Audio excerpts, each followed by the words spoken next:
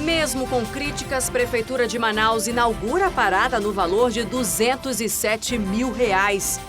Deputados apresentam resultado da CPI dos combustíveis e dizem que há indícios de cartel. E o bloqueio de verbas ao Fundo Amazônia é discutido por parlamentares. Veja também, o Hospital do Sangue no Amazonas deve ser inaugurado ano que vem. E um projeto de lei quer prevenir e combater a depressão e a ansiedade entre alunos da rede pública. É agora, no A Crítica na TV.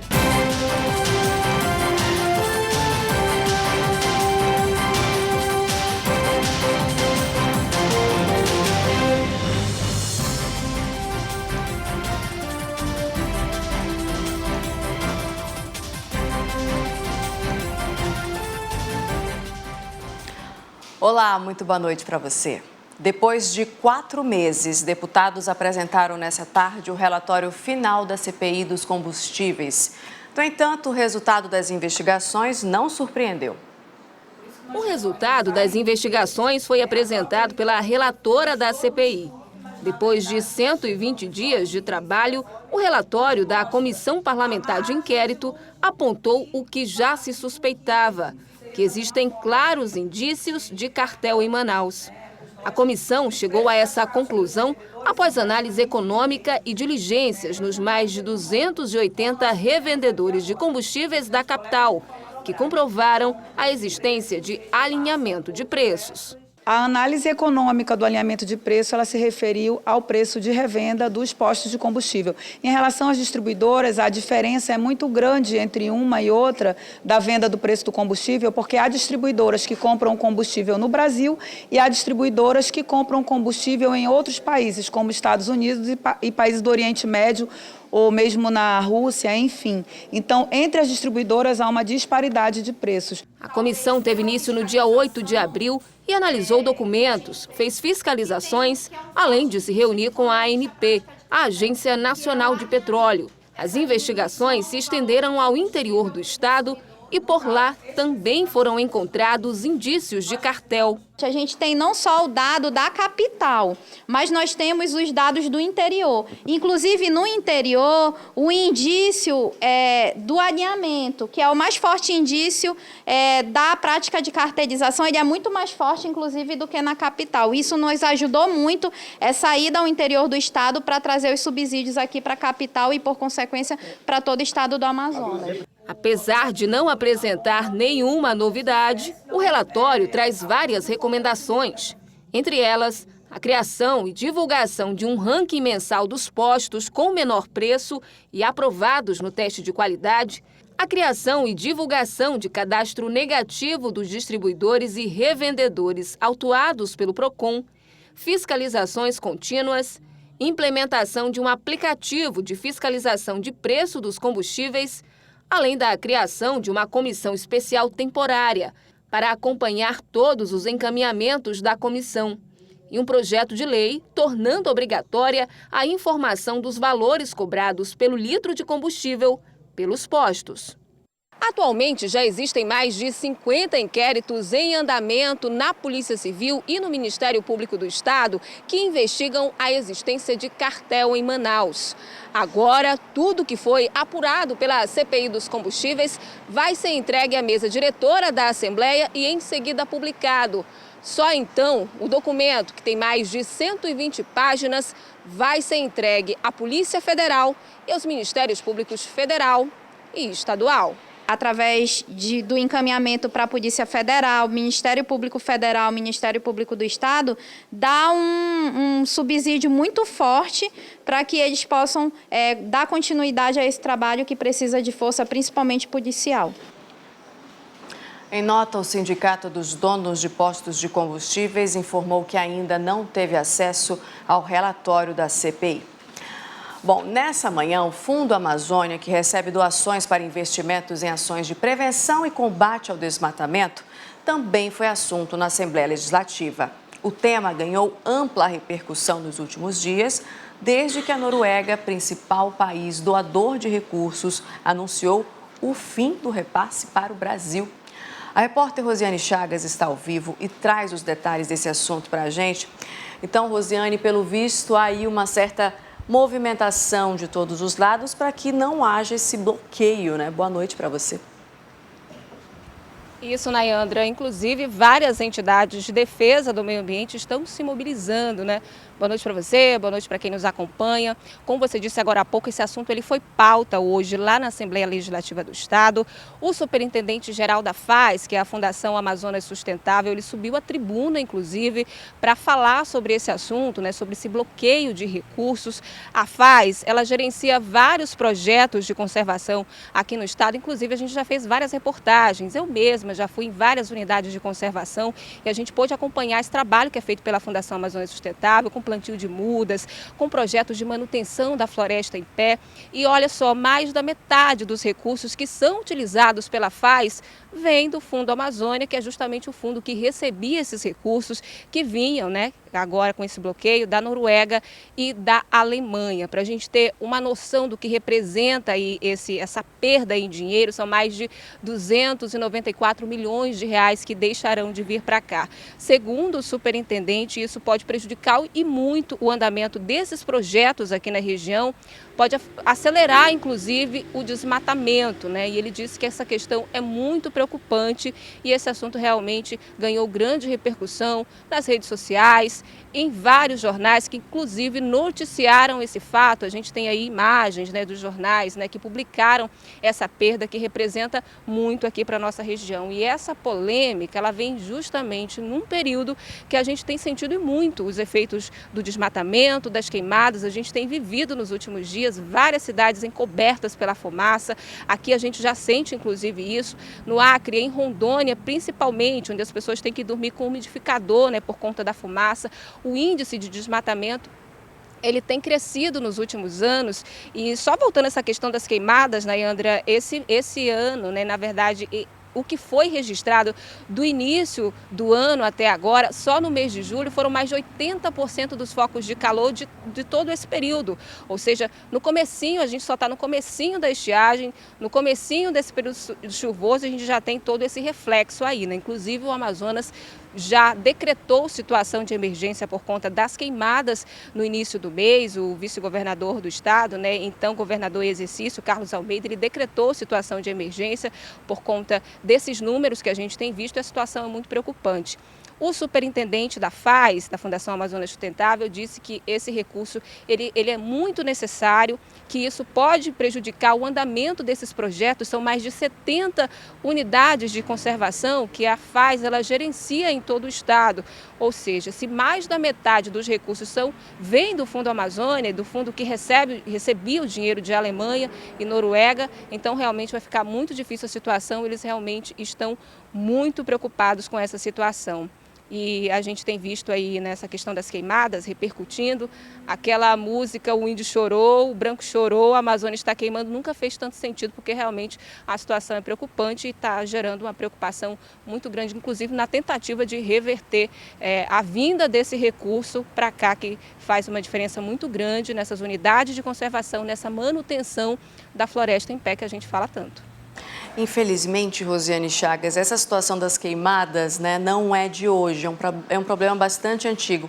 E esse caso veio à tona, trouxe essa polêmica toda logo após o ministro do Meio Ambiente, Ricardo Salles, sinalizar irregularidades nos contratos aí do Fundo Amazônia, o que obviamente, né, fez levantar aí os ambientalistas que têm se posicionado contra aí o posicionamento do governo federal e criticado duramente o governo federal aí que tem aí criticado também esse repasse de recursos da Noruega e da Alemanha. Infelizmente é um impasse que a gente acompanha e que só está começando.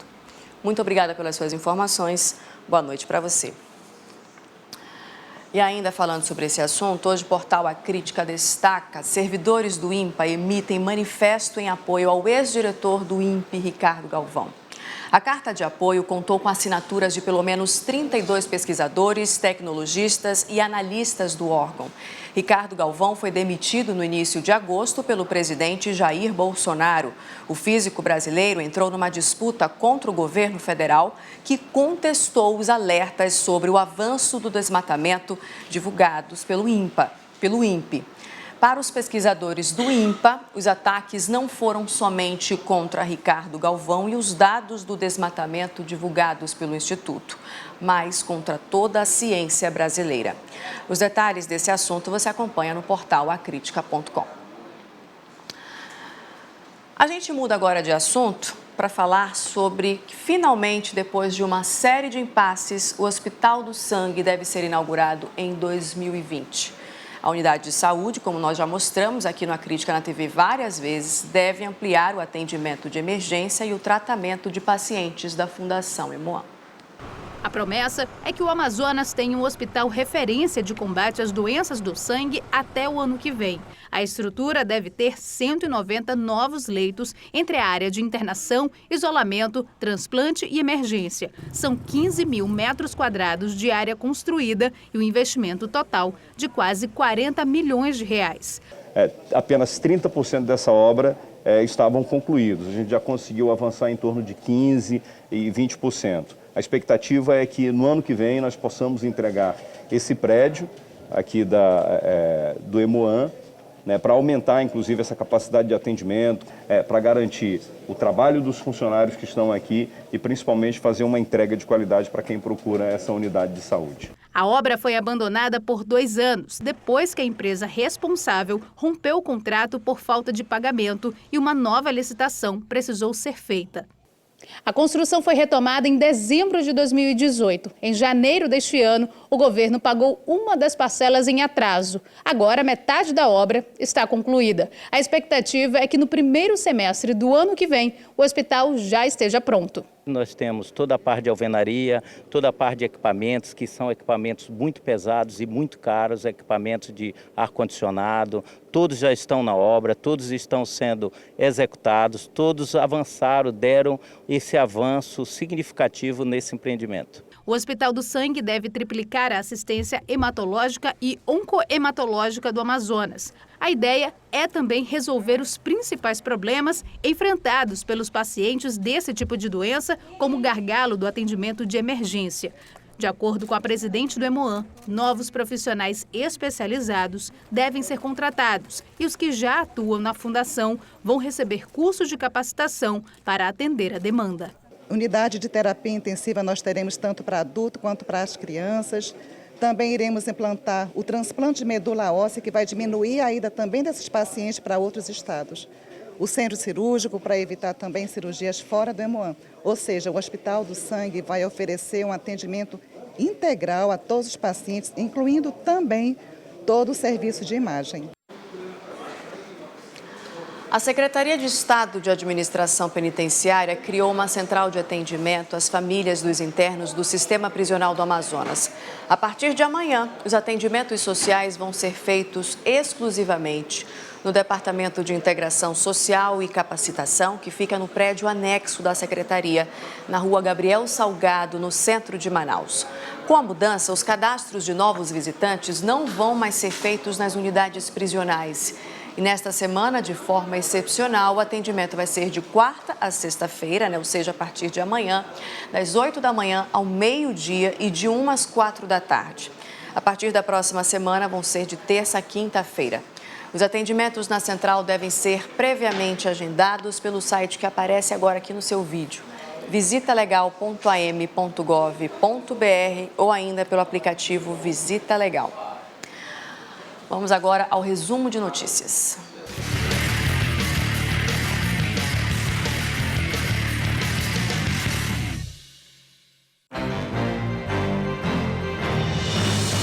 Nos primeiros 6 meses do ano foram apreendidas pelas Forças de Segurança do Estado 1.175 armas só aqui em Manaus. De acordo com o Instituto de Criminalística, este é o maior volume de armamento ilegal apreendido no período desde 2014. Em comparação ao ano passado, o crescimento foi de 12%. Pelo menos 10 mil ovos de quelônios devem ser protegidos até o fim do ano na Reserva de Desenvolvimento Sustentável Igapó-Açu, dos municípios de Borba e Careiro Castanho. O trabalho de coleta, monitoramento e devolução à natureza envolve vários órgãos e instituições gerenciados pela Secretaria Estadual de Meio Ambiente. E em Parintins, a polícia descobriu um local de desmanche de bicicletas elétricas. Um suspeito foi preso por receptação. Ele já tinha passagem por furto de motos. Em Manaus, um trio também foi preso suspeito de roubo e desmanche de veículos na zona norte da capital. O caso está sendo investigado pelo 6º Distrito Integrado de Polícia.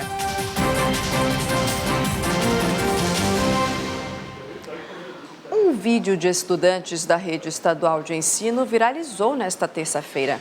As imagens mostram alunos do ensino médio da escola Otávio Mourão, no Colônia Antônio Aleixo, dançando e simulando gestos obscenos. A filmagem teria sido feita na semana passada durante as atividades em comemoração ao Dia do Estudante. Olha só que celebração. A SEDUC informou que tomou conhecimento do caso por meio das redes sociais e os responsáveis vão sofrer punições com base no regimento escolar. A coordenadoria do distrito, ao qual a unidade de ensino é ligada, informou que os pais dos alunos já foram notificados.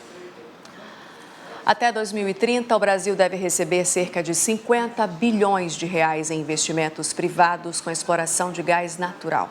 Pelo menos essa é a projeção do Ministério de Minas e Energia, divulgada hoje em um encontro sobre um assunto aqui em Manaus. A estratégia do governo federal para diversificar o mercado de gás natural no país foi publicar uma série de resoluções e instrumentos legais permitindo que as concessões sejam feitas de maneira mais simples. Com isso, o Ministério de Minas e Energia espera que o setor receba mais de 50 bilhões de reais em investimentos até 2030. Nenhum desses recursos virá do governo federal, virá sempre da iniciativa privada. Então é nosso dever atrair investimento, que é isso que o Brasil precisa. Atrair investimento em infraestrutura, de transporte, distribuição, processamento e tratamento de gás natural. É a isso que o Programa Novo Mercado de Gás se propõe. A Agência Reguladora de Petróleo garante que os procedimentos de segurança são fiscalizados em todas as fases de produção e distribuição do produto. A ANP exige todo o cumprimento de faixa de servidão, tem toda uma análise da segurança operacional dos bens e das pessoas que vão construir. Ou seja, o gás natural é um energético bastante seguro, tanto na utilização, desde que faça as coisas corretas, se utilize de forma correta, quanto na etapa montante do uso final. No Amazonas, além do gasoduto, que já abastece parte da capital, outra empresa que opera no interior deve começar a explorar o gás natural em breve. 3 dos 15 poços previstos já estão instalados. Na hora que a gente conseguir conectar todos esses poços ao gasoduto, nós vamos ter a oportunidade de utilizar mais gás aqui na cidade.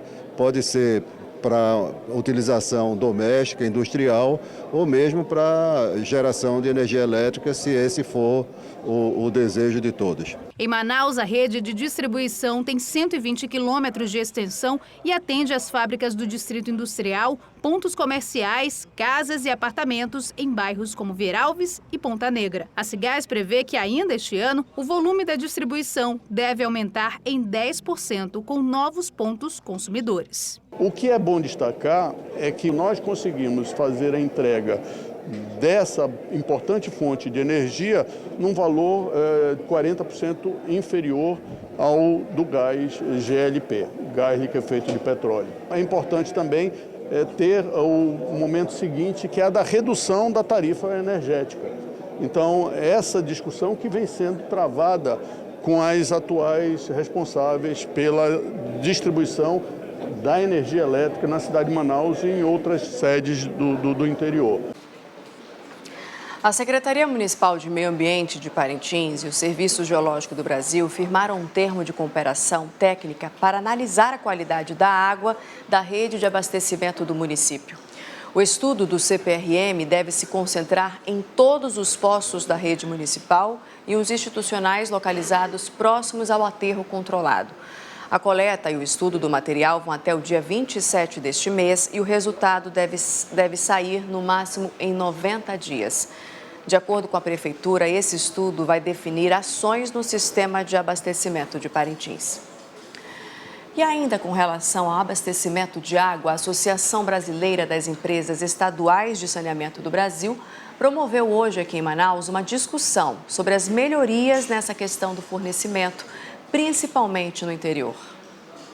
É a primeira vez que a reunião acontece no Amazonas. Engenheiros especialistas vão discutir projetos de melhoria para o abastecimento de água no interior do país, que hoje sofre com a falta de investimentos no saneamento. Vão ser 3 dias de evento, com debates, apresentações de propostas e visita técnica na estação de tratamento de água do município de Altazes. O trabalho é coordenado pela Associação Brasileira das Empresas Estaduais de Saneamento do Brasil. E a gente, na medida do possível, tem dado essa assistência a todas as nossas associadas, né, nossas empresas estaduais de saneamento. Então, atualmente, tudo que é feito na nossa associação realmente é em prol de ajudar as companhias, né? Fomentar politicamente, né, dentro da Câmara, do Senado, né, no governo federal, levando propostas, a gente tem uma agenda propositiva que está sempre sendo discutida, né? Aqui no Amazonas, o serviço no interior é feito pela COSAMA, que atende 12 municípios. Alguns municípios temos problemas que não sejam os nossos da COSAMA e a gente está aberto para conversar com as prefeituras e tentar dialogar sobre principalmente a questão da água. A gente vai agora para um rápido intervalo. Na volta, a gente mostra que, mesmo depois de críticas, a Prefeitura de Manaus inaugurou hoje a parada na Ponta Negra no valor de R$207 mil. Bora ver como é que ficou? Agora são 8h08. A Crítica na TV volta no instantinho só. Não sai daí, não.